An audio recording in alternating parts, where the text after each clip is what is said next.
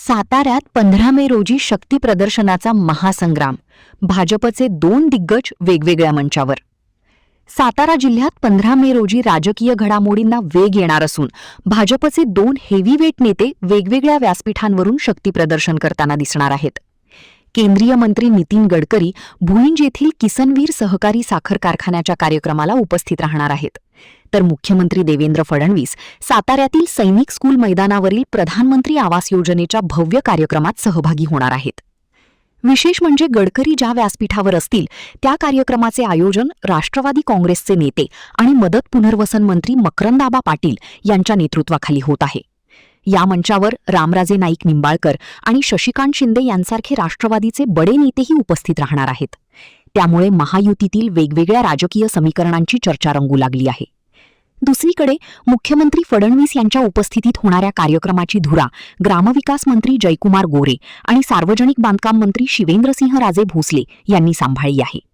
प्रधानमंत्री आवास योजनेअंतर्गत 5 लाख घरांच्या लोकार्पणाचा हा सोहळा असला तरी त्यातून भाजपचे शक्ती प्रदर्शन होणार असल्याची चर्चा सुरू आहे. जिल्हा परिषद निवडणुकांच्या पार्श्वभूमीवर भाजप आणि राष्ट्रवादीमध्ये सुरू असलेल्या राजकीय संघर्षात आता हे दोन्ही कार्यक्रम महत्त्वाचे मानले जात आहेत. एकाच दिवशी महायुतीतील 2 वेगवेगळ्या मंचांवरून होणारे हे शक्ती प्रदर्शन नेमकं कोणता राजकीय संदेश देणार याकडे संपूर्ण सातारा जिल्ह्याचे लक्ष लागले आहे. आज जिल्हा परिषद आढावा घेतला, काय कार्यक्रमाचं नियोजन दिसतंय? आपल्या सगळ्यांना माहिती आहे की महाराष्ट्राला प्रधानमंत्री आवास योजनेचं देशातलं सगळ्यात मोठं उद्दिष्ट मिळालं होतं. जवळजवळ 30 लाख घराचं उद्दिष्ट मिळालं. ते घरकुलं मंजूरही झाली, प्रत्यक्षात कामाला सुरुवात झाली आणि विक्रमी वेळेमध्ये 5 लाख घरकुलांचं बांधून आमची पूर्ण झाली. त्या घरकुलांच्या हस्तांतरणाचा विषय, त्यासोबत महाराष्ट्राच्या प्रधानमंत्री आवास योजनेसाठी 10,000 कोटी रुपयांचा हप्ता महाराष्ट्राला देण्यासंदर्भात माननीय केंद्रीय मंत्री शिवराजसिंह चौहान साहेब सातारमध्ये येतात आणि 2 कार्यक्रम आहेत त्यामध्ये की 10,000 कोटीच्या हप्त्याचं वितरण आणि 5 लाख घरांचं लोकार्पण सोहळा.